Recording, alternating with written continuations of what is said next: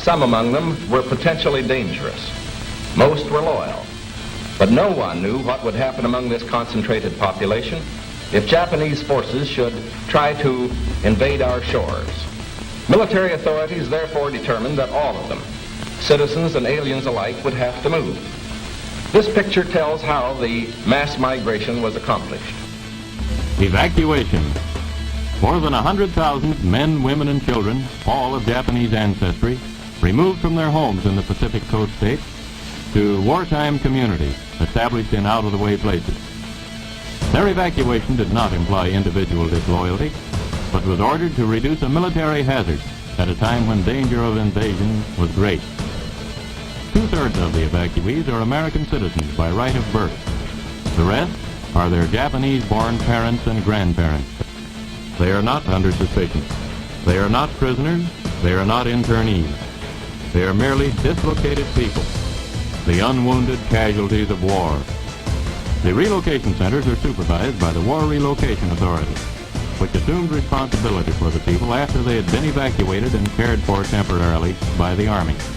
A relocation center, housing from 7,000 to 18,000 people, the entire community bounded by a wire fence and guarded by military police, symbols of the military nature of the evacuation. Each family, upon arrival at a relocation center, was assigned to a single-room compartment, about 20 by 25 feet. Barren, unattractive. A stove, a light bulb, cots, mattresses, and blankets. Those were the things provided by the government. In 1942, the United States government forcibly relocated over 112,000 Japanese nationals and Japanese Americans to remote housing facilities called war relocation camps for the purpose of detainment, re-education, and forced labor. Of those interned, 62% were United States citizens. President Franklin Roosevelt authorized the internment with Executive Order 9066, allowing military commanders to designate military areas as exclusion zones. This power was then used to declare the entire Pacific coast as an exclusion zone, forbidding people of Japanese descent to live within these areas, unless, of course, they were held in war relocation camps. In 1944, the Supreme Court upheld the constitutionality of these exclusion zones, and in 1945, after 2.5 long years of imprisonment, the interns were finally released. The United States government issued no formal apologies, but did present each former inmate with exactly $25 in cash and a train ticket home, if they were lucky enough to still have one. 43 years later, in 1988, President Ronald Reagan would sign a bill that formally apologized for the internment of Japanese Americans on behalf of the United States government, and finally granted reparations to survivors. The language of the bill stated that government actions of the 1940s internments were based upon 3 criteria: racial prejudice, wartime hysteria, and a failure of political leadership. So what is most important in this bill has less to do with property than with honor. For here we admit a wrong. Here we reaffirm our commitment as a nation to equal justice under the law. In 2001, following the attacks of September the 11th, our government again went into open roundup mode, detaining and imprisoning thousands of United States citizens, again seemingly based upon the same 3 criteria used to intern Japanese Americans: race prejudice, war hysteria, and a failure of political leadership. Let there be no argument. The United States government has put its own citizens in detention centers. The justifications for doing so range from personal prejudices based upon political and religious grounds to wartime frenzies and fears of future terrorist attacks. In a time of great crisis, the impossible becomes possible. Is it possible that internment camps are being built in the United States today? Is it possible that history will repeat itself?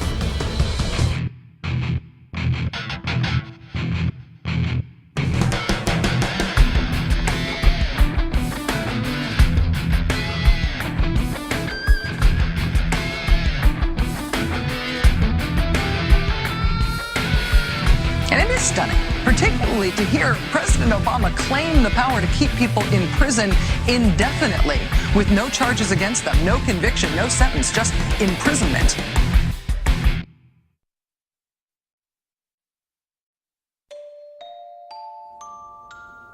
Well, we used internment camps here in the United States during World War II, and we interned Japanese Americans, or Americans, I should say, to be more correct, Americans of Japanese descent.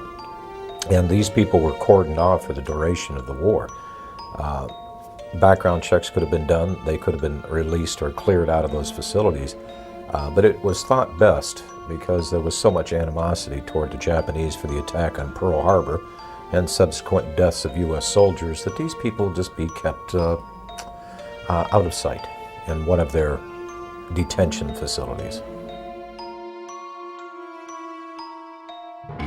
On April 1st, 1979, by Presidential Executive Order 12127, the Federal Emergency Management Agency was created for the purpose of coordinating the response to disasters that have occurred in the United States and that overwhelm the resources of local and state authorities. Upon its creation, FEMA absorbed the Federal Insurance Administration, the National Fire Prevention and Control Administration, the National Weather Service Community Preparedness Program, as well as several other federal-level preparedness programs.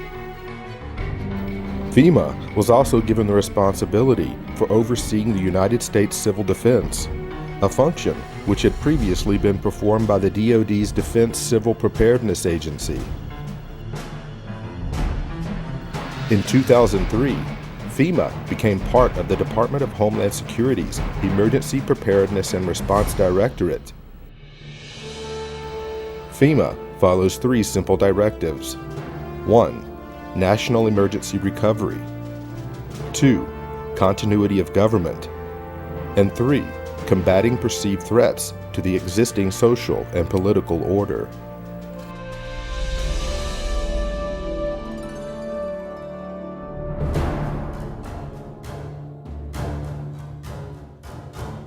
FEMA's implicit objective to provide aid to victims of disasters changed under the leadership of President George W. Bush.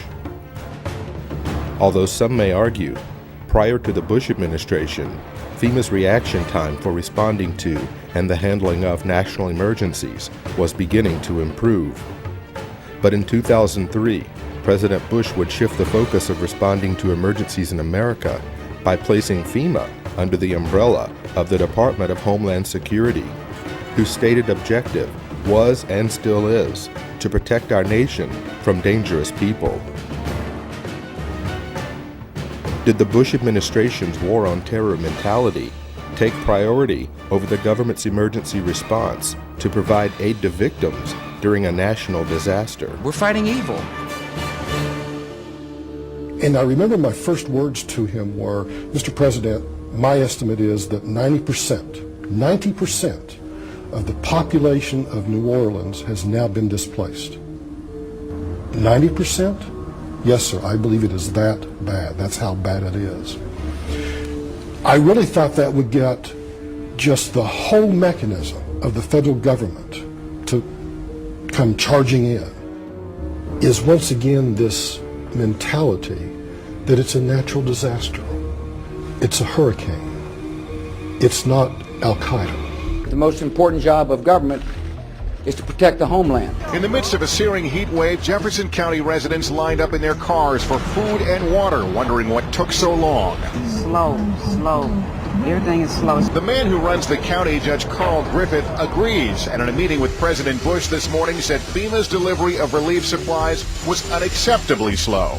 To save American lives, we must be able to act fast. A real distrust of the federal government, especially with the levee system, because now the Army Corps has pushed that date back now to 2011. It was supposed to be up by 2010. As requests for emergency assistance poured in after Hurricane Katrina, one applicant listed this as his address, the Greenwood Cemetery in New Orleans. FEMA promptly issued a check for $2,358 for rental assistance. That's just one of thousands of examples of of alleged fraud and abuse described in a new report by the investigative arm of Congress. Cost to taxpayers about $1 billion. The examples are so egregious that what they tell us is that FEMA didn't perform even basic checks to safeguard taxpayers' money. Well, today the outrage spread to Congress where House members accuse FEMA of a cover-up. 2 years after Katrina, 76,000 FEMA trailers are still being used to house families who lost their homes. Many of the trailers have high levels of formaldehyde, which can result in dangerous respiratory problems. 3 of my children began having severe nosebleeds several times a week. It got so bad that this past Tuesday I actually had to go to the emergency room. Several deaths may well be linked to toxic levels of formaldehyde gas. It is a sick organization. And it has totally lost the confidence of the people of America. Overnight, FEMA decided to stop issuing debit cards at Houston shelters, but almost no one there hoping for a card had any idea. Pile everybody up in the van and come up here and we can't even get what they said we was going to get. Even Houston's relief coordinators told FEMA a heads up would have been helpful. We just made sure everyone understood that every time they change their mind in Washington, D.C., it affects people here that are trying to deal with tens of thousands of people. We're talking about damage from Hurricane Rita last year, 2 devastated schools and kids and parents waiting for help. A few months ago, the folks at FEMA told the schools, one in Iberia Parish and one in Vermilion Parish in Louisiana, that they would get millions to relocate to higher ground. FEMA even helped them draw up the plans. And then FEMA took it back. Endless delays, he says, caused by FEMA, which just last week delayed money for rebuilding yet again. They're more worried about their own positions in FEMA, their own salaries, than the recovery process down here. There is a new hitch to report about those infamous FEMA trailers. After spending nearly $3 billion taxpayer dollars to buy them, it turned out many went unused, and now FEMA is unloading them at bargain basement prices while other people need them. After a lengthy investigation, the congressional architects of the Department of Homeland Security concluded today that FEMA, the agency that is supposed to respond to hurricanes and national disasters, should be taken out of the mammoth Homeland Security bureaucracy, disbanded, then put back together in a better way and placed under direct control of the president during emergencies. A Senate report on the government's response to Hurricane Katrina says FEMA is so far beyond repair that the agency should be scrapped. It said that agency failed in its view to anticipate and then respond to Katrina. FEMA is discredited, demoralized, and dysfunctional. FEMA is discredited, demoralized, and dysfunctional.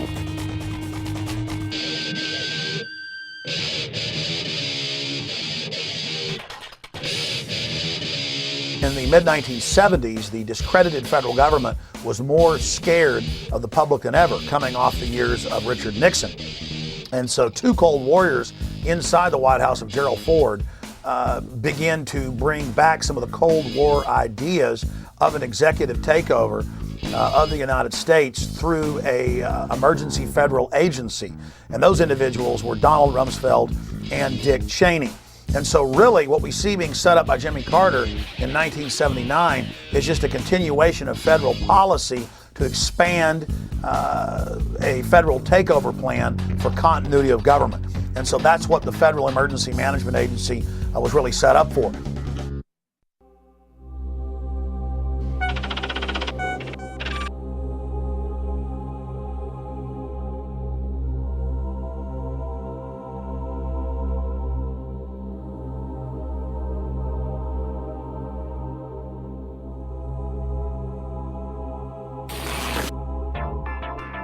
Colonel North, in your work at the NSC, were you not assigned at one time to work on plans for the continuity of government in the event of a major disaster? Mr. Chairman. I believe that question touches upon a highly sensitive and classified area, so may I request that you not touch upon that, sir. One of the programs that got exposed during Iran-Contra was Rex 84. And Congressman Jack Brooks, in those hearings, brought up the fact that in reality, FEMA was a cover for a huge continuity of government program in case the American people ever rebelled.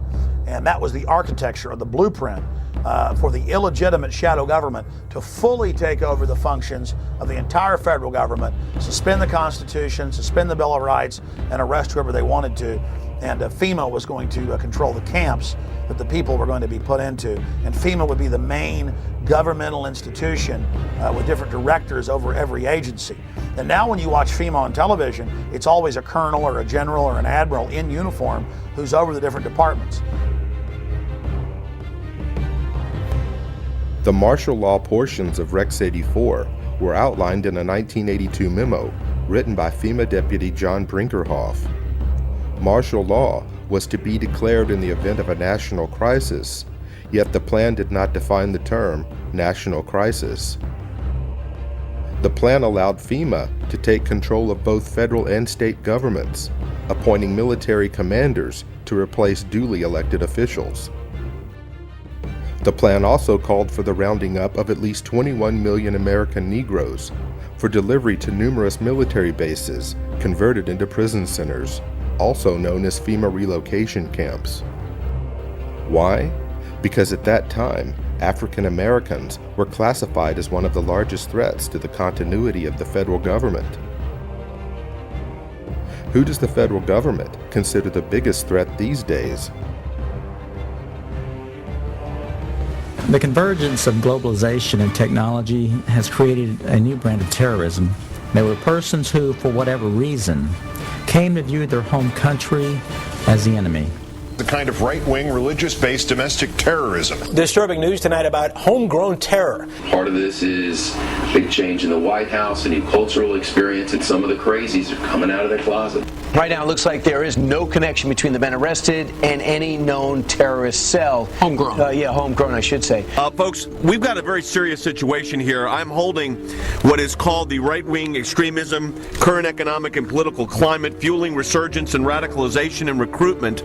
And in it, we talked about the fact that they define pro-lifers as domestic terrorists. They put this in a Department of Homeland Security document, this official assessment, now saying pro-lifers, people that believe in end-time prophecies, people that are opposed to the administration's position on immigration, those of us that are standing up for the sanctity of life and for the sanctity of marriage, all of those are now potential, and this is what they're saying, domestic terrorists. It's a terrorist next door that could be our bigger threat. They call people who believe in the sanctity of life, who believe in owning firearms, who believe in serving their country in the military and coming back, who are very concerned about the policies that this nation is embarking on, spending too much money, taxing too much. It's all listed right here. These are the domestic right-wing extremists. 1 million names under the watchful eye of the United States. America's so-called terrorist watch list has hit the record number, according to one of the country's most prominent civil liberties groups. That's a lot of people to keep track of. They're adding new people all the time. It's a secret list that you don't know really quite how one gets on, and you don't know how you get off. They're coming out and profiling huge groups of people. You know, if you voted for a certain political candidate, you should be considered a potential threat. And you couple that with things like the Patriot Act, where if you are a threat in their eyes, you can be held without access to judge, jury, and without access to a lawyer or even to your family. That's very concerning because we've watched our country go through and do this to brown people, you know, overseas. They're rounding up enemy combatants and they're putting them in camps and they are torturing them. That is a fact. We know that. In May 2007, President Bush signed the National Security Presidential Directive 51. The unclassified portion of NSPD 51 states that in the event of catastrophic emergency, a cooperative effort among the executive, legislative, and judicial branches of the federal government, coordinated by the president, will replace normal governmental procedure. Most Americans would agree that it would be prudent to have a plan to provide for the continuity of government. They have such a plan. They introduced a little sketchy public version that's clearly inadequate and doesn't really tell us what they have in mind. But they said, don't worry, there's a detailed classified version. But now they've denied the entire Homeland Security Committee of the United States House of Representatives access to their so-called detailed plan to provide for continuity of government. They say, trust us. Trust us? George W. Bush or Barack H. Obama, the corruption, the tyranny just expands like PDD 51, where the president says, Congress, you have no authority over any way the government runs ever again during an emergency. The presidency runs everything. You are literally titular. You are a figurehead. You are ceremonial. And congressmen then on the Homeland Security Committee, as high a level clearance as the president, said, we want to see the entire PDD 51. And the White House says, no, you don't get to see it because PDD 51 removes you from that process. This is high treason against the people. It is high treason to have the executive telling the Congress, you can't see Presidential Decision Directive 51. You can't see its accompanying executive order. You don't have any authority over anything anymore. FEMA is dysfunctional. This is high treason against the people.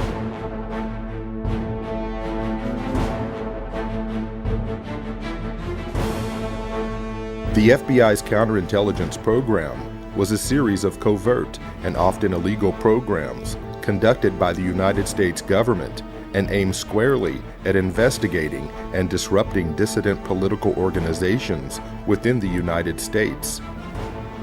According to a Senate Select Committee study chaired by Senator Frank Church, and including such members as Phil Hart, Walter Mondale, and Barry Goldwater, the FBI's motivation for conducting these programs was protecting national security, preventing violence, and maintaining the existing social and political order.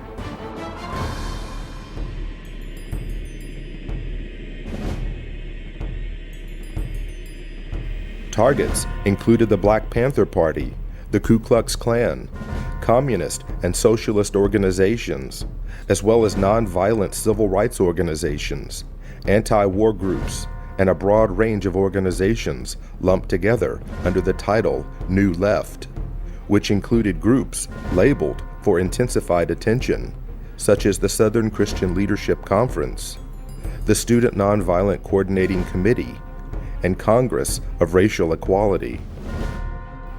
Over the course of 4 presidential administrations, FBI Director J. Edgar Hoover ordered FBI agents to expose, disrupt, misdirect, discredit, or otherwise neutralize the activities of these movements and their leaders.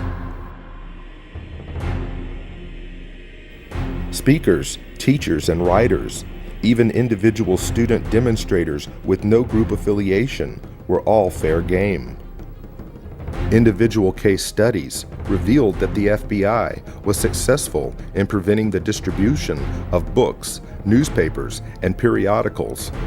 They prevented groups from forming and disrupted peaceful demonstrations and large anti-war marches, as well as denied groups and organizations facilities to hold meetings and conferences.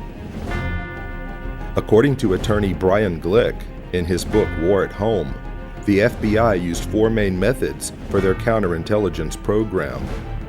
Number 1, infiltration, getting agents on the inside in order to undermine trust and scare off potential supporters.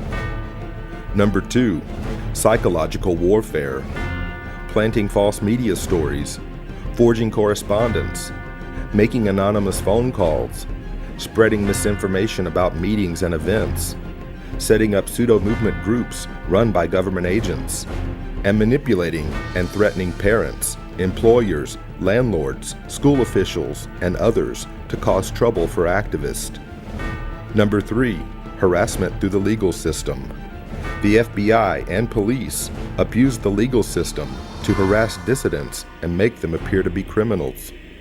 Officers of the law gave perjured testimony and presented fabricated evidence as a pretext for false arrest and wrongful imprisonment.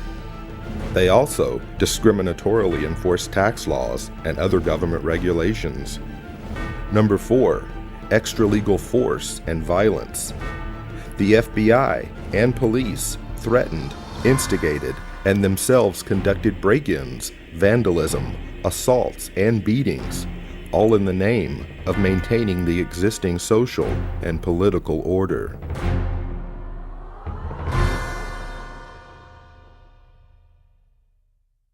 Increased security for 4 New Jersey Supreme Court justices after their home addresses were revealed in a webcast by a self-proclaimed white supremacist.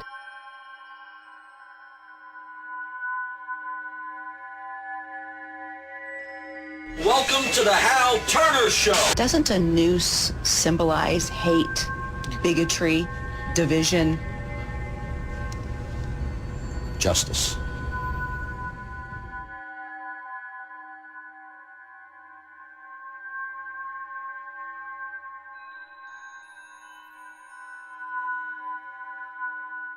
Who are you? Where are you calling from? Hola, this is Pedro. Spick, From San Diego. don't call my radio show anymore, you filthy spick animal.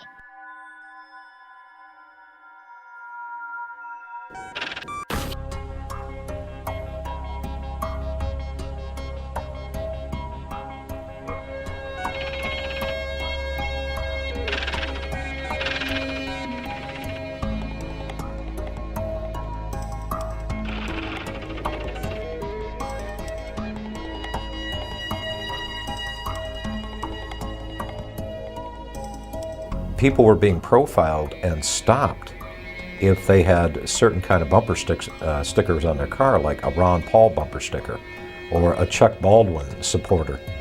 And as you read the Make report, bits and pieces of that were lifted right out of the Project Megiddo report back in 1999 by the FBI, describing what terrorists were, how law enforcement could identify potential terrorists.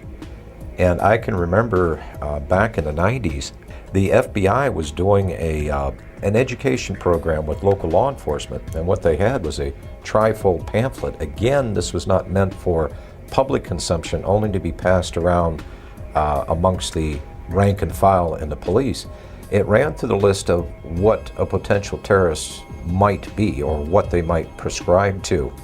And the list is kind of interesting. If you were a supporter of the Constitution, if you were an ardent supporter of the Second Amendment, or even if you were a person of deep religious conviction, you might be a member of a certain cult.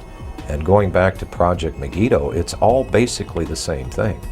That if you have any strong beliefs in anything, that you could be a possible threat. You could be a terrorist threat against government structure.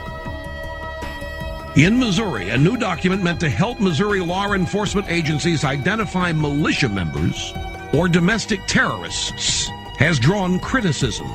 The February 20 report, called the Modern Militia Movement, mentions such red flags as political bumper stickers for third-party candidates, such as Ron Paul, who ran for president, talk of conspiracy theories, such as the plan for a superhighway linking Canada to Mexico, and possession of subversive literature. So the state police in Missouri have been told that if you see a car with a bumper sticker that opposes the so-called creation of North American Union, the superhighway, that you are probably following a militia member, that you are following an anti-government radical.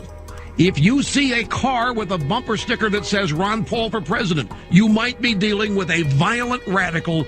Exercise extreme caution.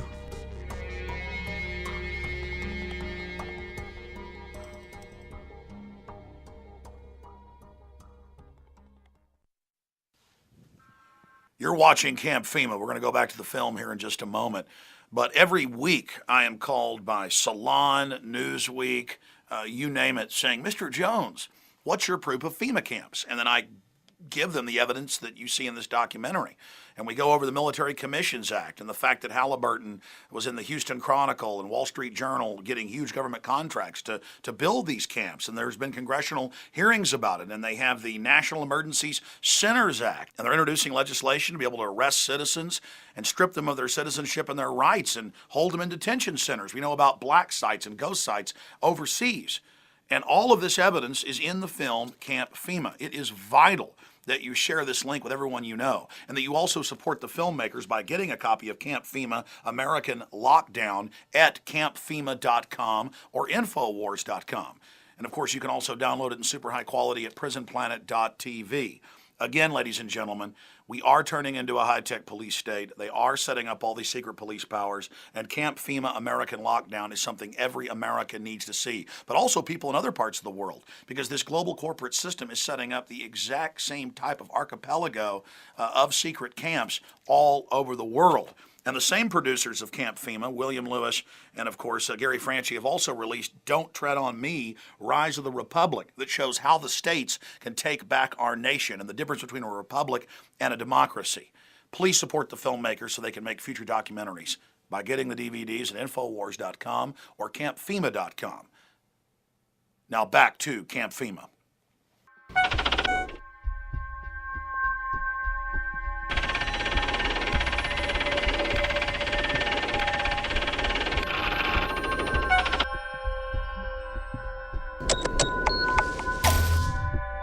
We do know that 28% of their funding comes from the Department of Homeland Security. This is not the first time that a report has been issued to Missouri law enforcement and surrounding fusion centers in other states by the MIAC Center.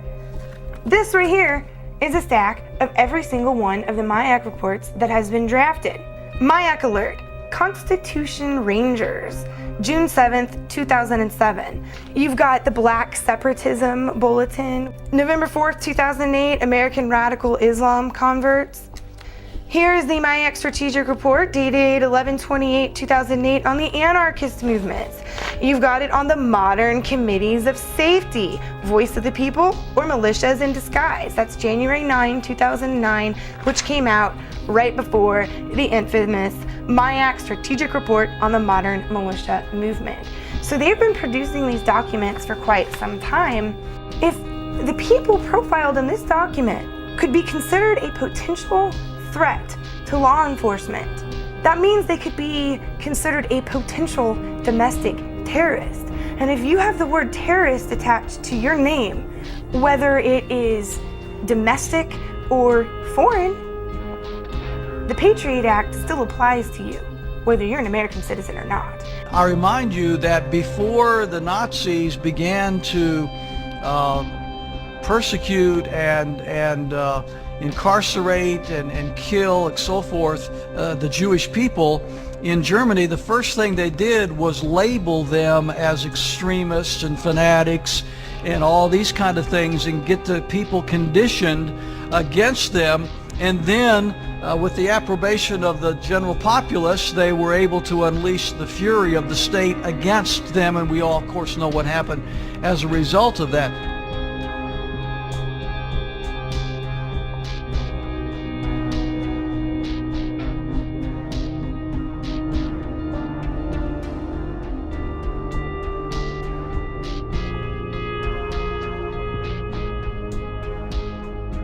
Is that the face of a terrorist, that they had to know where that cash came from? Again, it's turning more into fascism. It's one thing for them to make sure you don't have a gun or a bomb in your pocket. It's another thing for them to not like a book.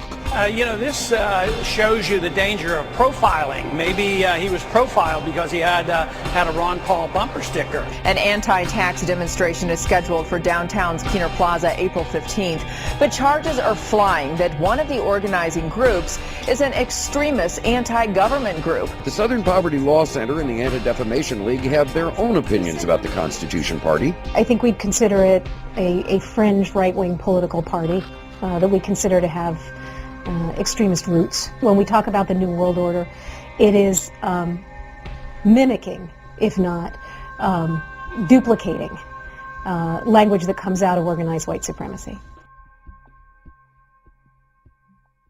The elites have said that they want to have a final revolution, that they know the public's going to revolt against them, so that's why they've scientifically set up the surveillance grid, the cashless society. This whole continuity of government system is designed to suppress and control the people of America. Northcom, the Pentagon, the military are all announcing their number one job now is fighting the American people. They're saying the number one terror threat is veterans and gun owners and conservatives and libertarians and Ron Paul supporters. And I've been sent secret Army documents. We call the phone numbers and they're accurate and real, where I'm being watched at In the Fed protest, where we peacefully go out and demonstrate. And now even the ACLU has written letters saying, why is the Pentagon watching U.S. citizens? Why are you listing any protest as an act of terrorism? The real terrorists are the people that have hijacked our nation that would dare say the First Amendment is terrorism.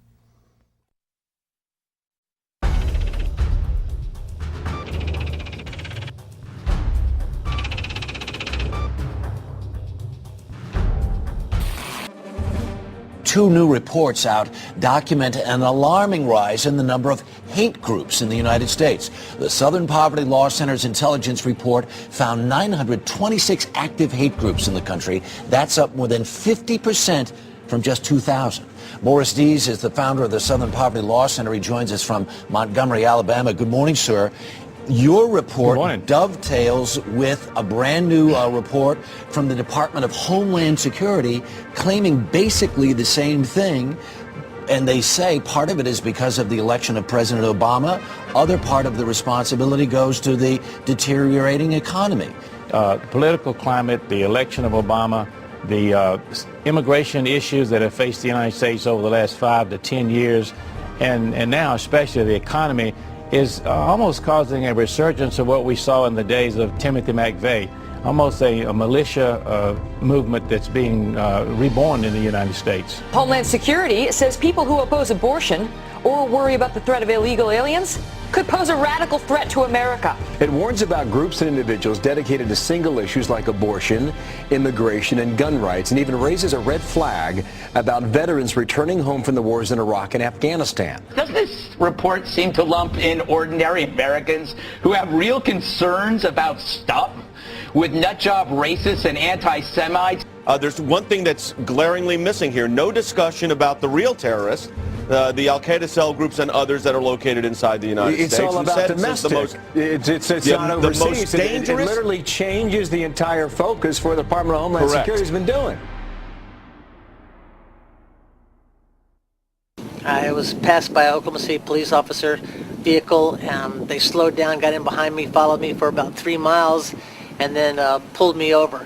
When the officers approached my vehicle, they asked me if I knew why I was being pulled over, and I said no, I had no idea. And they said it's because of the sign in the back of your truck. And I said, my sign that says aboard Obama, not the unborn. And the officers said yes, that's why. Later that afternoon, I got a call from the Secret Service.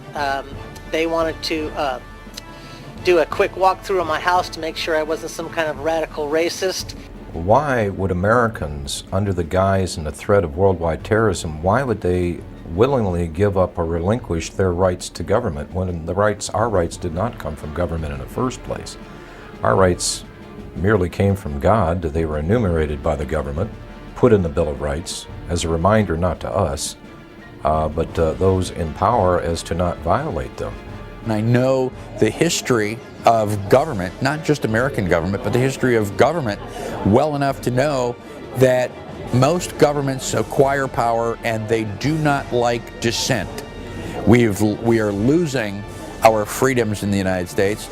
Most Americans do not realize that we have free speech zones in the United States. I mean, talk about an oxymoron.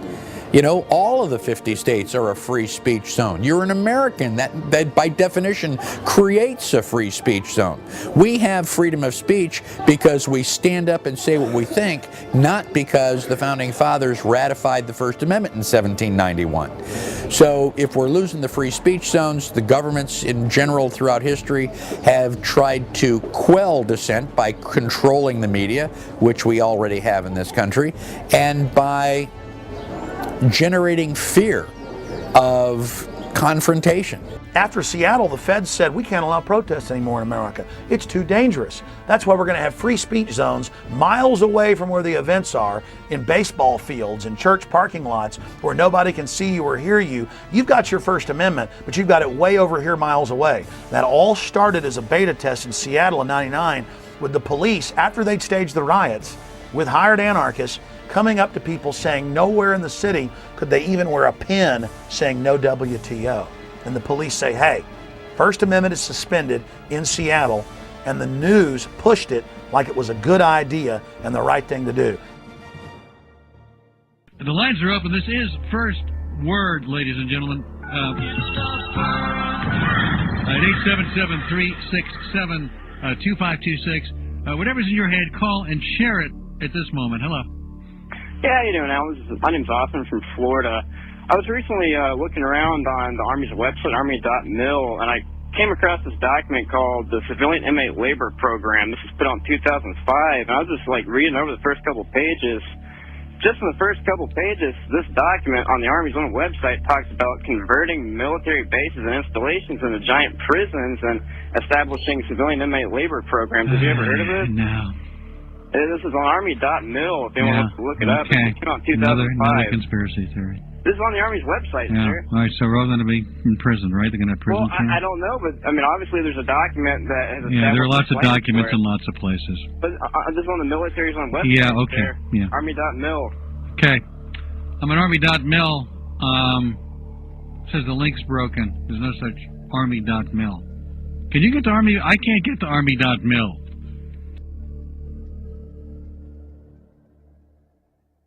Army Regulation 210-35. Now, this was set up in 1986 secretly, and for 10 plus years it was secret.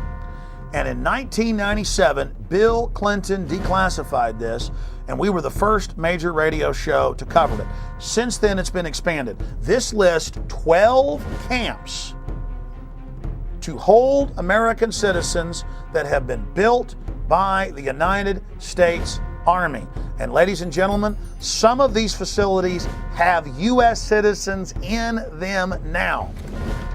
But it's all being done administratively.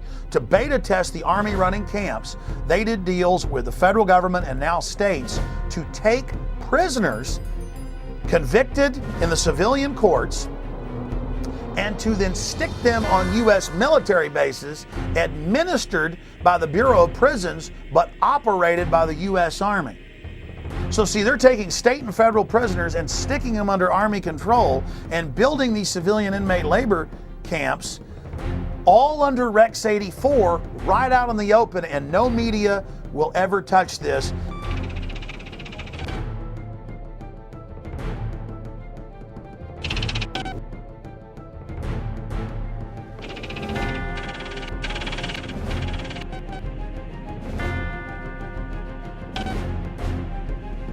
Beginning in October, the Army plans to station an active unit inside the United States. Under NORTHCOM and under the new Homeland Brigade, that was first going to be 3,000, and then 20,000, and then 40,000. The 3rd Infantry Division's 1st Brigade combat team has spent 35 of the last 60 months in Iraq. Combat-hardened troops who've been running camps and centers in Iraq are now coming back to the United States to, quote, carry out law enforcement actions. The Army unit may be called upon to help with civil unrest and crowd control. There has been some concern and some misimpressions that I'd like to correct. The primary purpose of this force is to provide help to people in need in the aftermath of a WMD-like event in the homeland. This force has got no role in civil disturbance or civil unrest, any of those kinds of things.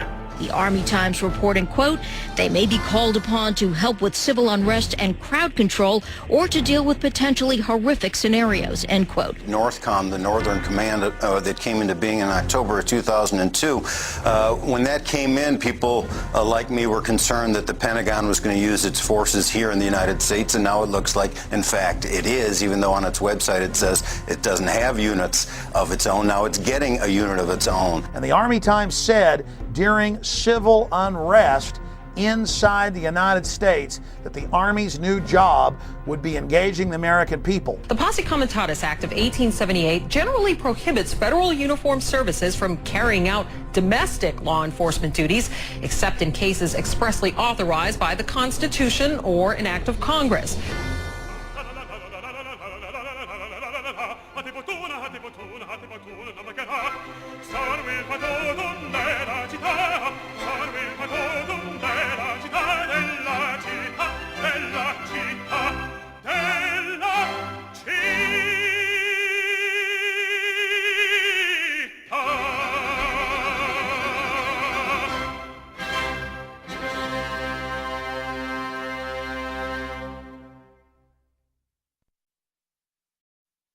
They can't just come in and say, you know, I want to see everything in your car, I want to see everything in your house, I want to go through your computer. You either have to voluntarily hand that over to them, or they have to have probable cause and get a warrant to do that.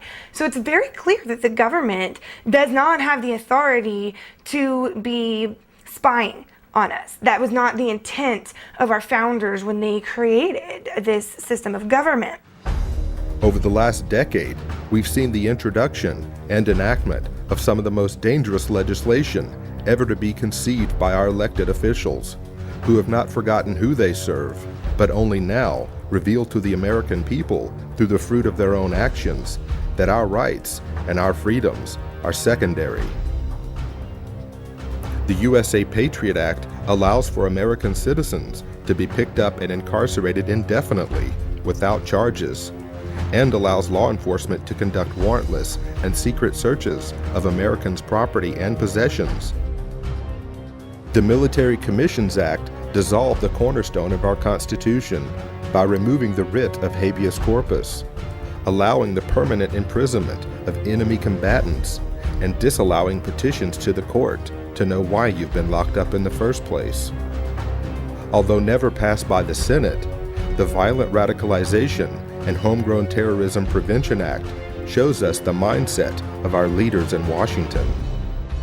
If passed into law, the bill would make public demonstrations and protesting into an act of terrorism, and label the organizers as thought criminals and potential homegrown terrorists. Now that the federal government has the authority to sneak, snatch, and lock up its own citizens, a new bill has been introduced by Congress that gives the feds a place to hold those outspoken dissenters and potential domestic terrorists. The National Emergency Centers Establishment Act, or H.R. 645, allocates military bases to be converted into FEMA emergency centers. It also mandates that these camps be built complete with public works, medical, and educational facilities, just like the Japanese internment camps of the 1940s. Why is the media on one hand saying there are no FEMA camps, but on the other hand, legislation has been introduced to build them? H.R. 645, titled the National Emergency Centers Act, directs the Secretary of Homeland Security to establish national emergency centers throughout the United States. It's all being done for your own good. The bill directs these camps to be built in existing military installations, whether operational or not, for the stated purpose of providing temporary housing and to meet other appropriate needs as determined by the Secretary of Homeland Defense. Here's H.R. 645 legalizing what has already been developed, what's already been paid for by FEMA. And that is these FEMA camps for everybody's safety, these FEMA camps for everybody's comfort, these FEMA camps that the people need during emergencies. The government doesn't build things that are not needed or that there aren't contingency plans that say there's a reason for them. Also, it's been reported by WorldNet Daily that the Department of Homeland Security has already awarded nearly a $400 million contract to Halliburton to build some temporary detention centers on an as-needed basis. We know this is their main attack profile, is old, shut-down bases. And so you go point them out and go, look, the barbed wire's facing in, or look, this is a designated FEMA camp. And they say, well, where are the people? Where are the people in the camp? The point is, it's a designated facility for that. Conceivably, these are the kinds of camps that could be used for political dissidents, just like occurred in Nazi Germany. I got a feeling in the next few years that you may start to see some American citizens end up in these camps for questioning the government. The president can declare a national emergency, and it can be anything. It can be a hurricane, or it can be political protests or civil disorders like we saw in the race riots. I think the government's anticipating that there's going to be a increased reaction against the economic downturn, and this could lead to the kinds of street riots and protests we've seen in countries such as France. If we do not have a government which is controlled and limited by the Constitution, then our personal motives and preferences are irrelevant. It doesn't matter if you have freedom of speech if you're in a FEMA concentration camp. It doesn't matter. You're certainly not going to be allowed to have a gun inside a concentration camp. And all of our rights are predicated on a free America. And if we don't have a free America, all of the other questions become moot. Don't these companies have a responsibility morally if they're in there building camps and building shackles and building barbed wire facing in to speak out and say this is unconstitutional in the United States? Well, of course they do. But Kellogg Brown and Root was connected to some of the contracting that went on at Camp X-Ray, Guantanamo Bay in Cuba. So this is their business. I talked to the Department of Homeland Security spokespeople, and they affirmed the contract with this KBR, the former Halliburton company, was in place. The Department of Homeland Security was ready to build these contingency as needed detention centers anywhere in the country in the event of any kind of a national emergency, including natural disasters or, again, riots or protests. Just because you think someone might commit a crime doesn't mean that they have done anything, and does not mean that you have the right to punish them for what you think they are going to do. You know, in our system of government, you're supposed to be innocent until you are proven guilty, not guilty until you're proven innocent. And so if you can be declared guilty or potentially guilty before you even lift a finger, that is bordering on thought crime. That is bordering on punishing people for pre-crime.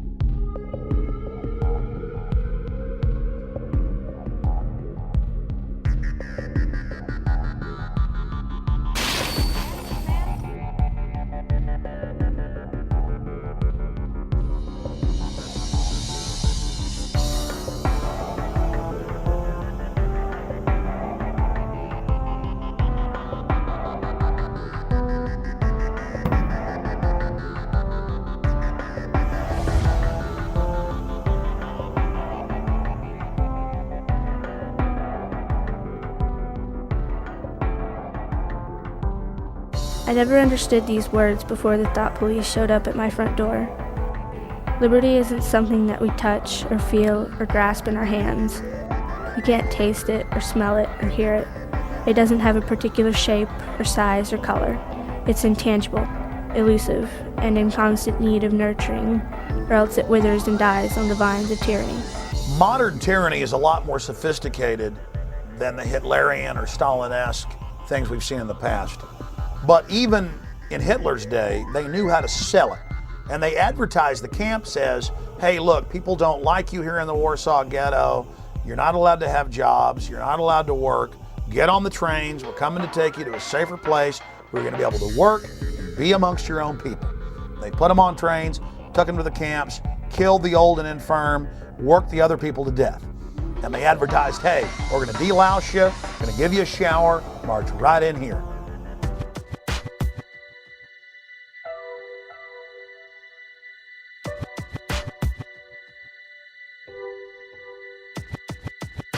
You have arrived at Sobibor. You are in eastern Poland. This is a labor camp. We have brought you here to work.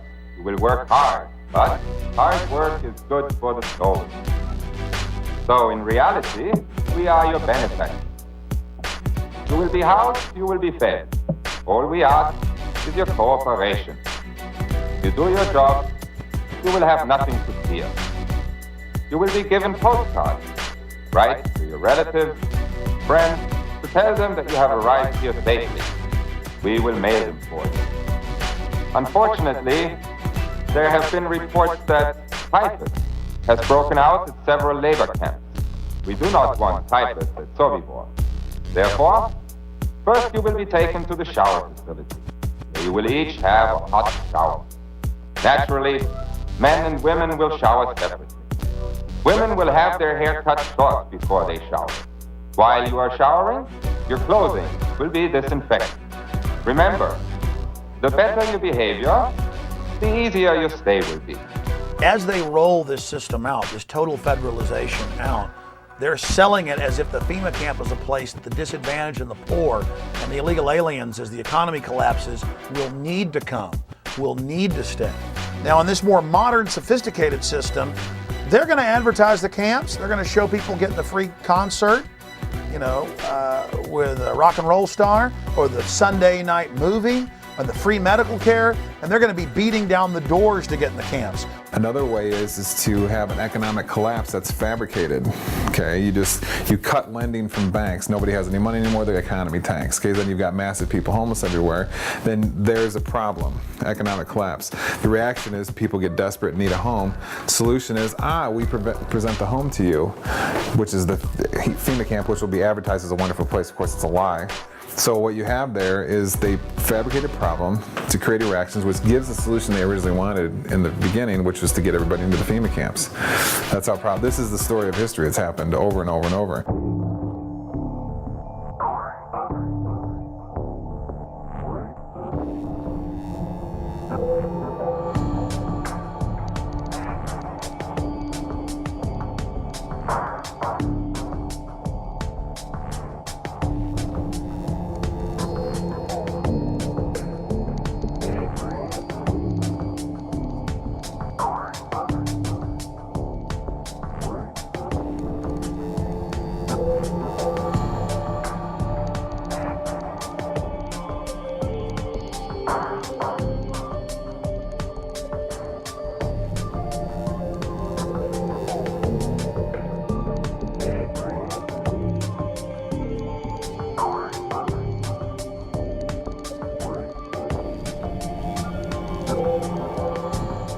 If you can detain people, I would call them quasi-concentration camps.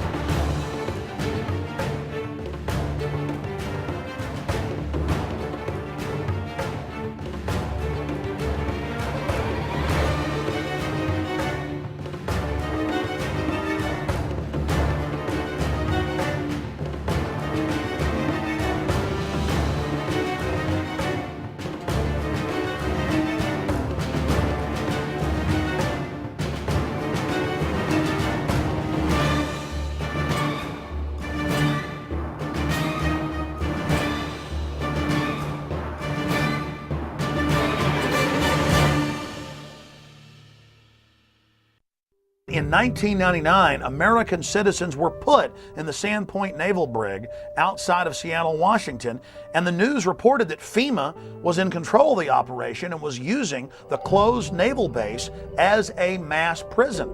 And the people were put in plastic handcuffs and taken indoors, inside warehouse areas that had barbed wire fences, porta potties, and cots. The same system we saw set up at Pier 57 a few years later in 2004 for the Republican National Convention in New York City.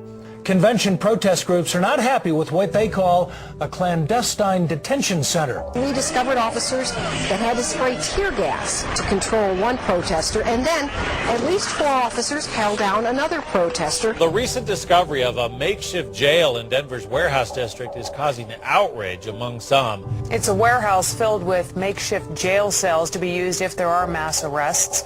It was apparently constructed to hold DNC protesters. Those cages are for the safety of law enforcement agents and those who are arrested, but Recreate 68 calls this place a concentration camp, unfit and inappropriate.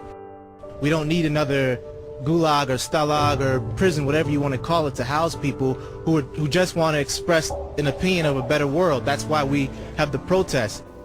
This lot sitting right next to where we're filming right now, it's fairly big, comprising several acres. That itself can be readily turned into a holding area by virtue of some concertina wire, some observation guard post, and a security ring. Doesn't take much. It can be a sports arena.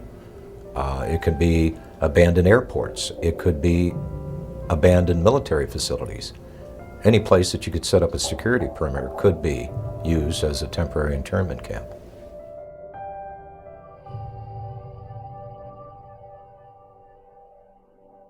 Well, it's recording. We got a FEMA RV thing right over here. I don't think that's a pig, dude. I think it's a security guard. Yeah, but why is a FEMA RV parked in front of the mall? In front of the mall? In front of the closed part of the mall. That's real weird. Dude, look, it says Department of Homeland It's the Security. Department of Homeland Security parked in front of the mall? In front of that closed part, though. Can you go? No, you can go in there. What kind of... Why do we need Homeland Security at the mall? No. Do we need Homeland Security right here? Look, it says it right there. That says U.S. Department of Homeland Security. And why are they parked in front of the mall? Oh, man, that's what I want to know. What are y'all doing here? We just saw. I just want to know. I want to know what y'all are doing here. Step outside, please. Will you tell me what's going on? I will be more than happy as soon as you step outside. Sure. Is there a reason you're doing that? We just saw the FEMA cam, and I thought y'all were part of the. Is there some sort of emergency, or what's going on? Already been shut down. Or not the mall. This store had already been shut down. But Is there some reason why FEMA's here, though? in case Ike hits. Ike? In case what? Called him. He's not. Dude, you're just a security guard. I'm Yeah. a security guard. Don't say that. I'm sorry. We're part of an organization that is just making sure everybody understands what's going on these days. I don't understand why y'all are here though. Well and fine. I still didn't explain why y'all are I'm here. not going to. Okay, just don't step. So back. what kind of operations are going on inside? Have a good night. Just tell me what kind of operations are going on inside. They built the temporary detention center. It was about 780 beds that have really made a difference. We still have a long road ahead of us, but FEMA's going to stick with us, and I know we'll make it. It's a $37 million facility. It was built in Indiana. It was modeled off of a modern facility in Michigan. It originally was designed in the States and brought down here in sections, so we put it together like one big Lego piece. Then people started noticing on the backs of flatback rail cars these little 1- and 2-person mobile concrete jail cells. And those indeed have been manufactured by the tens of thousands and purchased by the federal government and local governments. And they've been stockpiling on county, city, state, and federal land hundreds and hundreds and hundreds per site of these little mobile concrete jail cells. So there certainly is a buildup of that type of equipment.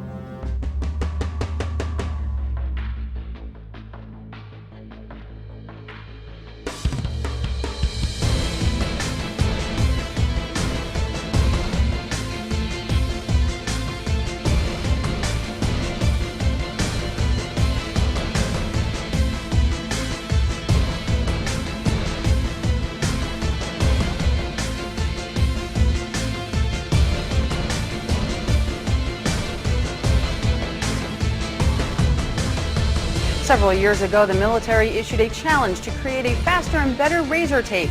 They wanted a barrier that would be at least 50 inches taller than the standard fence and one that could be deployed faster than 30 man-hours. Ulster County-based Cobra Systems is getting ready to ship the first batch of its express razor wire to the U.S. military.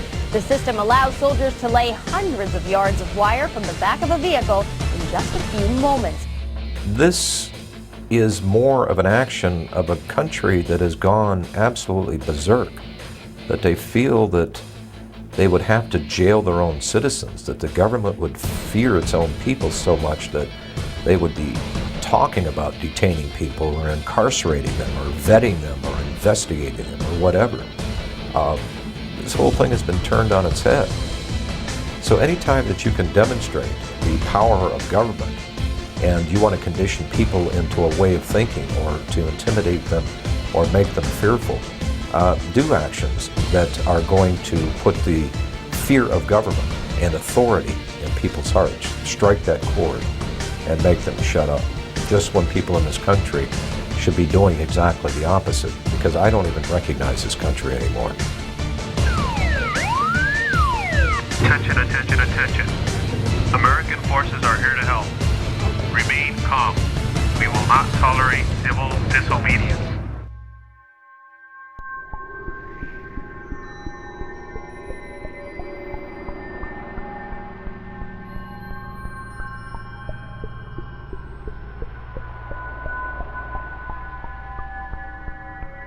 Military Occupational Specialty Internment Resettlement Specialist.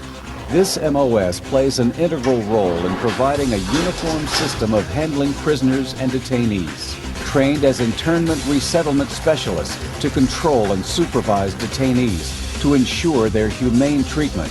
For this job, the Army will train you to use specialized equipment to monitor activity, to conduct searches, and to inspect areas where prisoners work and live.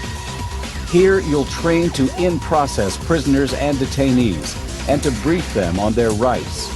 After your initial entry training and advanced individual training, you'll work long hours, day or night, in a garrison or field environment where you may practice emergency procedures, detect and confiscate contraband, and escort prisoners outside the facility. Military Occupational Specialty Internment Resettlement Specialist.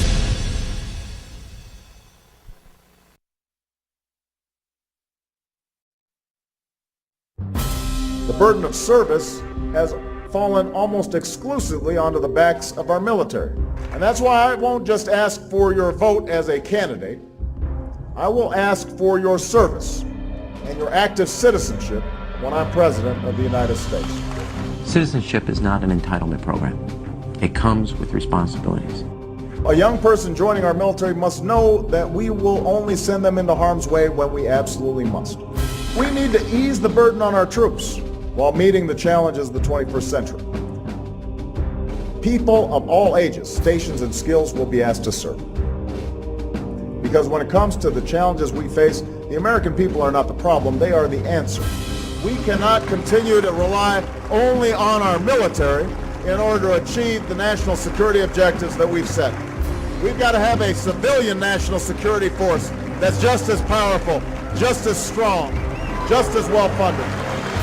Everybody somewhere between the ages of 18 and 25 will serve 3 months of basic training and understanding in a kind of civil defense. That universal sense of service, somewhere between ages 18 and 25, will give Americans, once again, a sense of what they are to be American and their contribution to a country and a common experience. We were taught, my brother and I, is that you have an obligation to give back. That's why community service has been such a big part of my life. Our troops need to know that we're making the same commitment to this country that they've made. I love Obama.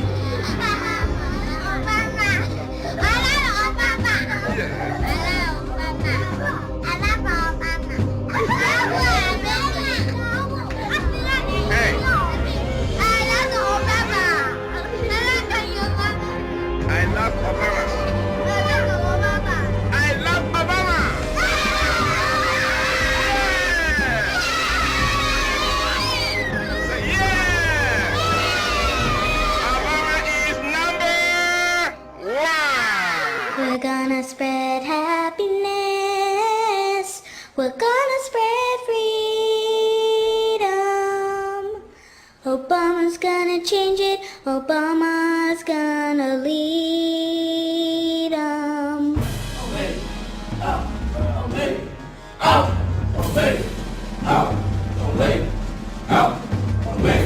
Since then, even the New York Times has reported that they're training the Boy Scouts now with Homeland Security to, quote, take on disgruntled veterans and gun owners in, quote, seek and destroy operations. And they had photos in the New York Times of these kids dressed up in Homeland Security outfits going after veterans and gun owners. Stalin said, give me somebody before age 7, I can turn them into anything I want. So that's why there's this push. Get the kids into the school system, get them to not follow evidence, get them to only do as they're told, get them to be little robots, get them to think it's normal to march up in lines and act like little soldiers and so forth. And then later in life, they'll never know the difference. Everybody has to get rid of the idea that they're an individual. They have to understand that we all have to work in the group for the collective, for the good of the whole. Not for the good of your child or for the good of the teacher, for the good of the whole. If you have to give up some of your most cherished beliefs, and that they have to train you to give these up because it's going to be for the good of the whole, you give it up. What this legislation does then is to help harness this patriotism and connect deeds to needs. We cannot continue to rely only on our military in order to achieve the national security objectives that we've set. We've got to have a civilian national security force that's just as powerful, just as strong, just as well funded.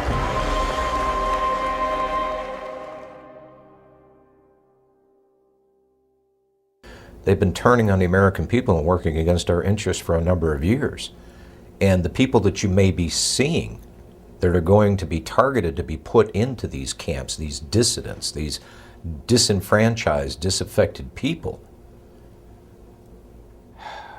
the government would never, ever turn on the American people. They would never create a situation where they were so displeased with their government that the government may be forced to throw these people in concentration camps. They'd never do that, would they? My name is Sam Ozaki. I'm a native-born American citizen, Los Angeles, California, along with about 120,000 other persons of Japanese ancestry when Franklin Delano Roosevelt signed Executive Order 9066. We were all rounded up like cattle and placed into America's concentration camps. They had designated areas where people would report, and they were transported by bus to they called them assembly centers. They didn't have facilities to house 120,000 persons, so they took over racetracks, fairgrounds, places like that. Work in the camp was slave labor. In fact, they had us making camouflage nets for the United States Army. Now that was absolutely slave labor. Later on, I said we should all have refused to work and then let the Army and the government come in and do all the chores that had to be done. But as I said, we had lost all our, not only our life and liberty, but also our finances. You know, when you think about it later on, we were not much better than Hitler. On the other hand, we have to say that at least we were not gassed and murdered like the thousands that were killed, millions really, in Europe. Although I have to say that there were at least 10 persons shot and killed by American guards simply because they got too close to the barbed wire fence that was surrounding the camps. Native-born American citizens like myself were denied life, liberty, and the pursuit of happiness in total violation of all the Constitution, the Bill of Rights, and so forth. Every morning the children would stand up, face the American flag with liberty and justice for all.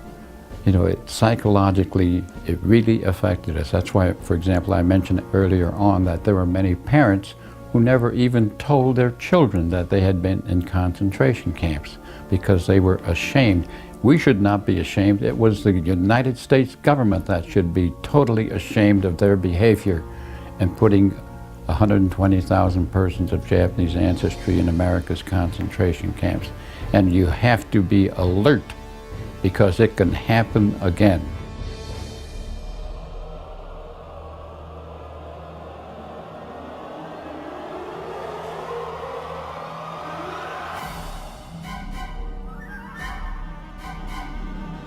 we look at American history between 1942 and 1947, the data that was collected by the Census Bureau was handed over to the FBI and other organizations at the request of President Roosevelt. And that's how the Japanese were rounded up and put into the internment camps. I'm not saying that that's what the administration is planning to do, but I am saying that private personal information that was given to the Census Bureau in the 1940s was used against Americans to round them up. I think there is a point when you say enough is enough to government intrusion. And you had mentioned this earlier, 28 pages. I have the survey right here, Glenn. This is the 28-page survey. This is the short form that every American will get next year. Does the federal government really need to know our phone numbers? Do they really need to know, like you said, the date and time that we leave, mental stability? You know the one question that's not on this survey, Glenn? Are you a U.S. citizen? I am just not comfortable with the way this census is being handled, with associating with ACORN, with the questions that are being asked, with Americans being compelled to give this information. How will this be cross-checked? Will it be held privately? It's up to a $5,000 fine. They're saying that if somebody who is connected with ACORN, now working for the U.S. Census, shows up at your door, knocks on it, and demands to know your race, your employment status, the name of everybody in your household, whether you've ever received food stamps, and your phone number, and everybody else's phone number, and you say, I'm not really comfortable giving that to you, you're going to get fined $5,000. The United States government between 1942 and 1947 passed the Second War Powers Act. They used the U.S. Census information to round up the Japanese and put them in the internment camps. Okay. Americans were told that they wouldn't have their information used against them. They did.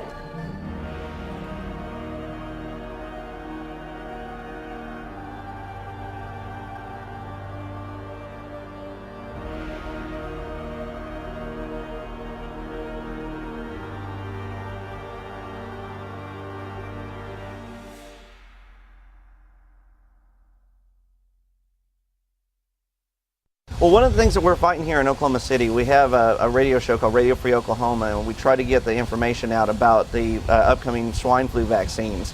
You hear that Northcom is coordinating with FEMA to work for the mandatory vaccinations. There's all the legal framework in place through the Patriot Acts and the Emergency Medical Powers Act to force these vaccines on people. And then if you deny it, you know, where are you going to go? Well, they say that you can be charged with a felony or put into a quarantine area.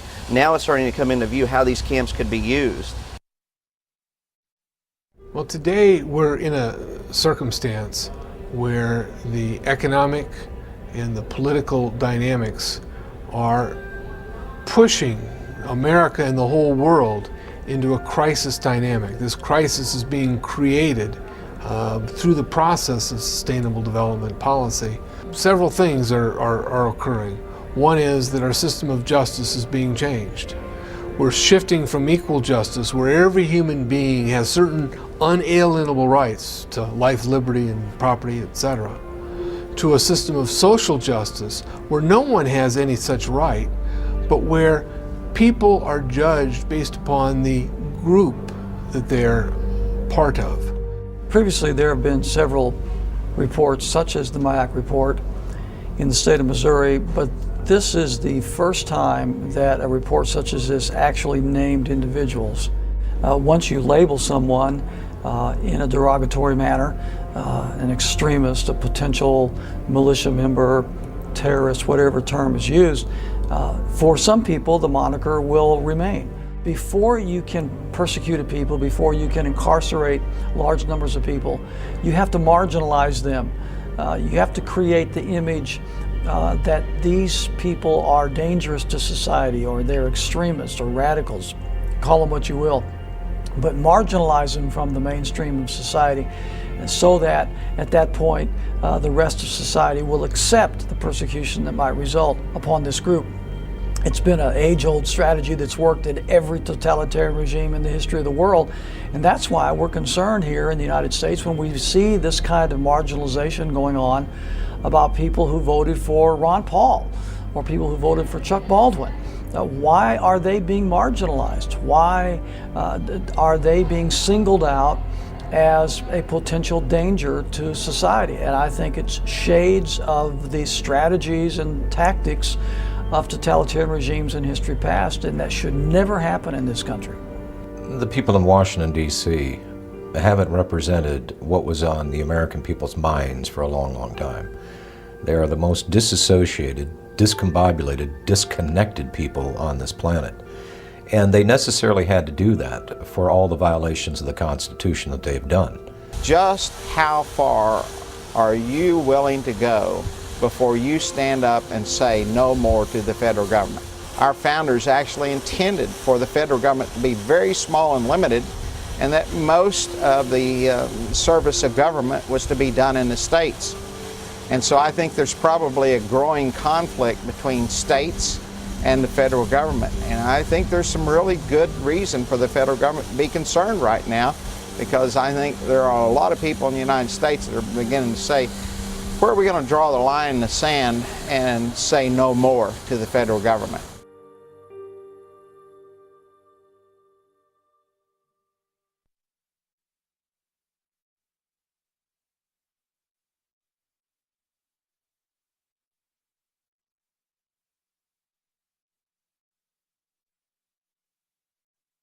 Every generation faces tyranny. Every generation faces corruption, and is forced to stand up against it or become enslaved. Our ancestors fought and died so that we'd have the little bit of liberty we have now. It is a sacred treasure. And from liberty comes all prosperity. The human race is depending on all of you out there that are seeing this information to educate yourself on the facts presented in this film and then to take action. We've got to forget about Washington, D.C. I think Washington, D.C. is too far gone. It's a cesspool of iniquity. I think it's totally and thoroughly corrupt. It doesn't matter which party you put in charge of the White House or Congress, nothing of substance changes. I really think the power and strength of the people rests where it always has rested, and that is with the states. So we need to start putting some teeth into our state laws, and we need to be electing sheriffs that are going to protect us from federal agents when they initially don't understand this because their civics lessons weren't very good in school. The 10th Amendment very clearly says any authority not granted to the federal government by the Constitution belongs to we the people and the sovereign states that make up this union. The states had all the power. They gave some few powers that are listed in the Constitution to the federal government and kept all the rest for themselves. Well, my first guest works for the people of Oklahoma, and he's trying to do right by them. But he believes it's kind of hard to do that when the federal government keeps butting into the state's business. And now he's working to pass a bill in the state of Oklahoma that would declare state sovereignty from the federal government. Well, the resolution is saying that the Constitution is the supreme law of the land and that it specifically delegates certain powers to the federal government, and all other powers are reserved to the people and the states, and that the federal government has increasingly moved out of that framework over the last several decades, and that they need to get back into that proper role. A number of states already have them. Many more are considering similar resolutions as a bulwark, proponents say, against the federal government handing down laws that they see as unfunded or unconstitutional. Ongoing pattern of overstepping its constitutional authority. Dozens of states are now considering resolutions asserting their sovereignty under the 10th Amendment in the Constitution, pushing back against Washington's intrusion into everything from land use to gun control. And there's really somewhat of an uprising in the states across the country is this federal law called the Real ID Act. Texas appears ready to declare its sovereignty again. A resolution doing just that has the unabashed endorsement of the state's governor. I believe the federal government has become oppressive. I believe it's become oppressive in its size, its intrusion in the lives of its citizens, and its interference with the affairs of our state. The bill, HCR 50, is currently in Texas's House. It reasserts the constitutional guarantee of the 10th Amendment. We need to focus on our state government. We need to focus on our state legislators, the governor's mansion, the state Supreme Court, the sheriffs at the state and local level. All these agencies need to be the focus of freedom-loving people. And if you do treasure the notion that your rights are unalienable, meaning imbued in you by our Creator, and you want to defend the American circumstance, the only way we can effectively battle the Agenda 21 protocol is to do it locally. We have the checks and balances in the states to be able to maintain the freedom of our people. You get involved in your local area. I mean, that's where you can affect the most change. I don't know why we have FEMA. I don't see anything about a FEMA in our Constitution. I think it should be eliminated. We're fighting tyranny. We're standing up for liberty. We're the good guys. We have the moral high ground on our side. All you have to do is get started. Take that first step, and then you'll find that you get this momentum, and you can't stop it. We are the government. Do whatever you can to get involved and get to know what is happening in your state. Are they watching people in your state and sending information up to FBI and Homeland Security? Are you going to be profiled in a report issued by your state?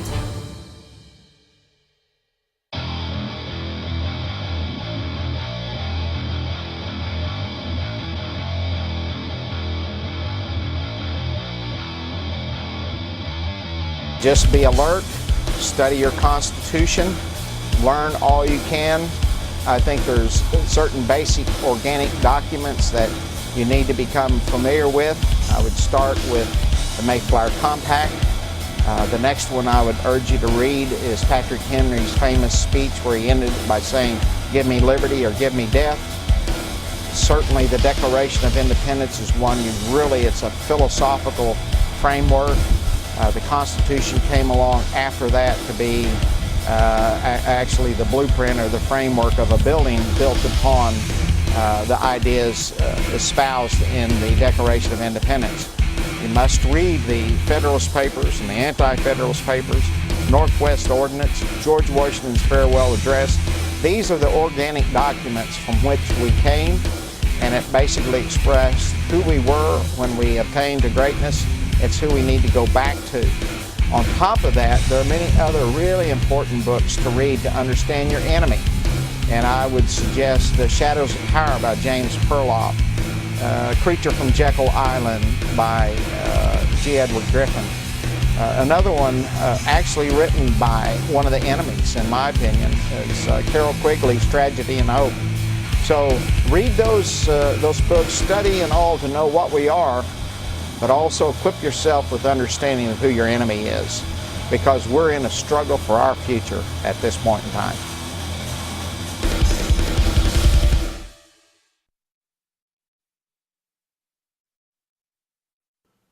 Thank you for watching Camp FEMA American Lockdown. The information in this film is documented fact, but don't believe myself or the filmmakers. Research the information you've seen in this documentary and prove for yourself that it is a bona fide reality. And then please take action with this film and show it to everyone you know. And other documentary films available at campfema.com and infowars.com, like Don't Tread on Me, Rise of the Republic. When you purchase the films, you're also supporting independent citizen filmmaking and the alternative media that is now really discrediting the establishment. We have come so far together, and it's exciting for me to see other great filmmakers like William Lewis and Gary Franchi out there taking action. They couldn't have done this work without all of you out there supporting them, so I want to thank you. If you want to get involved in Gary Franchi and William Lewis's organizations, you can visit the website restoretherepublic.net or takebackwashington.com to get involved with other patriots in your area in our fight to restore our constitutional republic and to remove it from the control of the offshore criminal cartel known as the New World Order. I would also encourage you to visit Infowars.com and PrisonPlanet.com, my news websites, and my syndicated radio broadcast, because we are continually covering the latest developments in the battle against the globalist. Thank you for watching Camp FEMA.